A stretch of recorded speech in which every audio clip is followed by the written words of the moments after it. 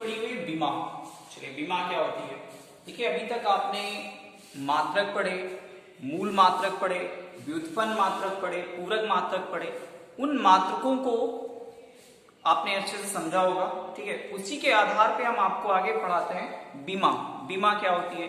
किसी भी भौतिक राशि की बीमाएं वे घातें होती हैं जो उस मात्रकों को व्यक्त करती हैं, मात्रों को व्यक्त करती हैं जो मूल मात्रकों पर चढ़ाई जाती हैं। मतलब बीमा वे भौतिक राशियों के वे यानी किसी भौतिक राशि की बीमाएं वे घातें होंगी जो उस मात्र को व्यक्त करने के लिए मूल मात्रकों पर चढ़ाई जाएंगी। ठीक है, उन्हें हम बीमा कहते हैं। जैसे आपने 7 मूल मात्रक पढ़े होंगे, ठीक है, 2 पूरक मात्रक पढ़े हैं, व्युत्पन्न मात्रक पढ़े हैं। तो पहले आपको यहां से समझना होगा जैसे जैसे हम मूल मात्रकों पर बीमाएं कैसे चढ़ाते हैं। जैसे अभी आप पढ़ोगे द्रव्यमान, आपने पढ़ा है द्रव्यमान, द्रव्यमान की बीमा। तो द्रव्यमान की बीमा क्या होती है? आपने पढ़ा है द्रव्यमान का जो मात्रक होता है वो क्या होता है? किलोग्राम होता है। क्या क्या होता है? किलोग्राम होता है। ठीक है, द्रव्यमान का मात्रक क्या होता है? किलोग्राम। जबकि बीमा क्या होगी उसकी? बीमा को हम एम से लिखेंगे। किससे लिखेंगे? कैपिटल एम से लिखेंगे। ठीक है, ध्यान रखना, अगर आपको कहीं पे भी द्रव्यमान मिलता है और उसकी बीमा लिखनी है तो कैपिटल एम लिखेंगे। नंबर फर्स्ट कंडीशन ये थी।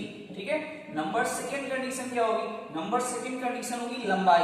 उसके बाद आपने पढ़ा है लंबाई, तो लंबाई की बीमा, लंबाई की बीमा बराबर किससे लिखोगे? मीटर होता है तो उसको एल से लिखा जाता है। यानी अगर लंबाई की बीमा लिखना है तो एल से लिखेंगे। नंबर थर्ड समय, समय की बीमा। तो समय की बीमा किससे लिखेंगे? तो समय की बीमा लिखेंगे कैपिटल टी से। ठीक है, फोर्थ जो होगा विद्युत धारा।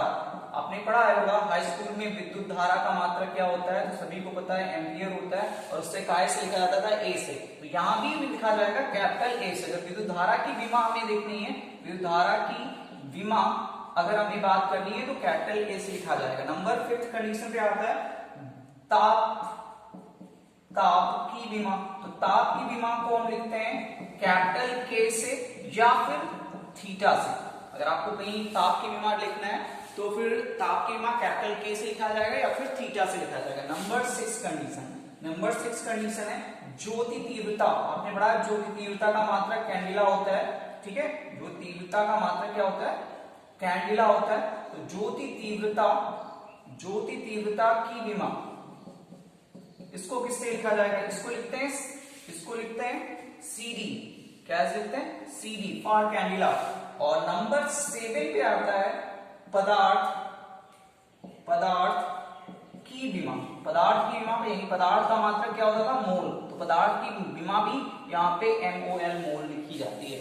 तो ये होती हैं बीमाएं, यानी बीमाएं वे घातें होती है, यानी किसी भी भौतिक राशि की बीमाएं वे घातें होती हैं जो उस मात्रकों को व्यक्त करने के लिए मूल मात्रकों पर चढ़ाई जाती है। यानी उस मात्रक को व्यक्त करने के लिए मूल मात्रकों पर चढ़ाई जाती है, उन्हें हम बीमा कहते हैं। जैसे आपको दिखाया गया द्रव्यमान, आपने 7 मूल मात्रक पढ़े थे, तो 7 तो मूल मात्रक लिखे हुए हैं जिससे आपको कोई मिलता है द्रव्यमान की बीमा। तो द्रव्यमान की बीमा कैपिटल एम से लिखेंगे, लंबाई की बीमा कैपिटल एल से लिखेंगे, समय की बीमा कैपिटल टी से लिखेंगे, विद्युत धारा की बीमा कैपिटल ए से लिखेंगे, ताप की बीमा कैपिटल के या फिर थीटा से लिखेंगे। ठीक है, ज्योति तीव्रता की बीमा सीडी से लिखेंगे और पदार्थ की बीमा जो है वो मोल में लिखेंगे, MOL।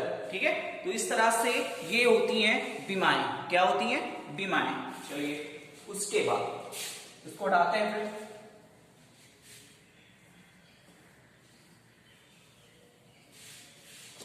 उसके बाद अगली हेडिंग आती है विमीय सूत्र, विमीय सूत्र तथा विमीय समीकरण। ये क्या होता है? विमीय सूत्र तथा विमीय समीकरण। देखिए किसी भी भौतिक राशि की विमीय सूत्र वह व्यंजक होता है, किसी भी भौतिक राशि का विमीय सूत्र वह व्यंजक होता है जो यह व्यक्त करता है कि मूल राशियों पर कितनी विमाएं हैं। ठीक है, जो आपका विमीय सूत्र होगा या विमीय जो व्यंजक होगा वो यह व्यक्त करता है कि मूल राशियों पर कितनी विमाएं हैं। जैसे किसी अगर मान लेते हैं किसी भौतिक राशि को किसी कोई हमारे पास भौतिक राशि है, उसका उसके द्रव्यमान की जो विमा है वो स्मॉल ए, द्रव्यमान की विमा क्या है स्मॉल ए, लंबाई की विमा स्मॉल बी है और समय की विमा स्मॉल टी है। तो उसका जो विमीय सूत्र होगा वो उसको हम लिखेंगे m की पावर a, l की पावर b, t की पावर c। ये जो होगा वो विमीय सूत्र होगा। क्या होगा विमीय सूत्र। समझ में आता है। ये क्या है द्रव्यमान की विमा अगर a है, लंबाई की विमा b है और समय की विमा t है तो इसका जो विमीय सूत्र होगा वो m की पावर a, l की पावर b, t की पावर c होगा। क्लियर हुई बात। ठीक है। उसके बाद किसी भी भौतिक राशि का विमीय सूत्र उस राशि से या उस राशि के प्राप्त समीकरण के बराबर होता है। किसी भी विमीय जो सूत्र होता है उस राशि से प्राप्त की गई समीकरण के बराबर होता है। जैसे आयतन का विमीय सूत्र, जैसे हमें आयतन का विमीय सूत्र निकालना है, आयतन का विमीय सूत्र तो आपने पढ़ा है आयतन बराबर क्या होता है लंबाई होता है गुणे चौड़ाई होता है गुणे ऊंचाई होता है नहीं होता। आपने पढ़ा है लंबाई का जो विमा होती है एल होती है, चौड़ाई की भी विमा एल होती है, ऊंचाई की विमा ये सारी लंबाइयां हैं। ठीक है। तो इसको क्या लिखेंगे एल क्यूब लिखेंगे। लेकिन चूंकि हमें विमीय समीकरण के रूप में लिखना है तो सबसे पहला आपका आना चाहिए m, फिर l और फिर t आना चाहिए। तो l की पावर 3 है तो l की पावर 3 लिखेंगे। m था नहीं यहाँ पे तो m की पावर 0, t की पावर 0। और आपको पता है अगर किसी की भी पावर 0 होती है उसका मतलब क्या होता है, उसका मतलब सिर्फ एक होता है। जैसे लिखा हुआ है m की पावर 0, जैसे लिखा हुआ है m की पावर 0 इसका मतलब क्या है एक है। जैसे a की पावर 0 इसका मतलब क्या है एक है। 2 की पावर 0 इसका मतलब क्या है एक है। हाँ तो किसी की भी पावर अगर आपको 0 मिलती है उसका मतलब होता है वैल्यूएशन कितनी आती है, वैल्यूएशन 1 आती है। ठीक है। तो वही लिखा हुआ है m की पावर 0, l की पावर 3, t की पावर 0 यानी ये l क्यूब ही लिखा हुआ है। क्लियर हुई बात। ठीक है। चलो इसको भी हटाते हैं। उसके बाद कुछ भौतिक राशियों के विमीय सूत्र कैसे ज्ञात किए जाते हैं। जैसे आयत का क्षेत्रफल, नंबर फर्स्ट जैसे मानते हैं आयत का क्षेत्रफल। तो आपने पढ़ा है आयत का क्षेत्रफल क्या होता है लंबाई गुणे चौड़ाई, यही तो पढ़ा है लंबाई गुणे चौड़ाई। आयत का क्षेत्रफल होता है लंबाई गुणे चौड़ाई। तो लंबाई का मात्रक क्या होगा मीटर, चौड़ाई का मात्रक मीटर, दोनों का मात्रक मीटर और मीटर को क्या लिखते हैं एल से, मीटर को एल से। तो ये क्या हुआ एल स्क्वायर, यानी जो विमा होगी वो एल स्क्वायर होगी। आयत का जो क्षेत्रफल होगा उसकी जो विमा होगी वो एल स्क्वायर होगी। ठीक है। जैसे नंबर सेकेंड कहा जाता है आयतन, नंबर सेकेंड क्या है आयतन। जैसे मान लीजिए घनाभ का आयतन कितना होगा, घनाभ का आयतन। तो घनाभ का आयतन क्या होता है आपने पढ़ा है लंबाई होता है गुणे चौड़ाई होता है ना, और गुणे ऊंचाई होता है। यही तो पढ़ाया गया आपको। तो लंबाई का मात्रक मीटर होता है, चौड़ाई का भी मात्रक मीटर होता है और ऊंचाई का भी मात्रक मीटर होता है। यानी L गुणे L और गुणे L बराबर क्या होगा L क्यूब। ये जो विमा होगी यानी घनाभ का आयतन की विमा जो होगी वो L क्यूब होगी। क्या होगी L क्यूब। ठीक है। तो इसी प्रकार से हम विमाएं निकालते हैं। चलो एक और बताते हैं आपको। नंबर थर्ड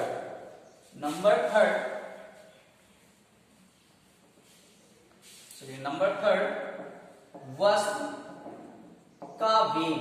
चलिए वस्तु का वेग आपने पढ़ा है वेग v बराबर होता है s अपान t, जहां s का विस्थापन होता है क्या होता है विस्थापन और t फॉर समय क्या होता है समय, है ना।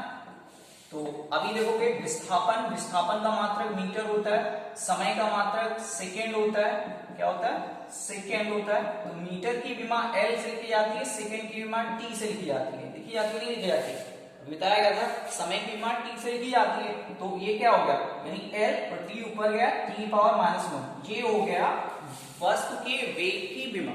ठीक है। तो इस तरह से आप बहुत सारी विमाएं निकाल सकते हो। मेहनत करके देखिए निकलेंगी विमाएं। ठीक है। अगर नहीं निकल रही है तो हमसे आप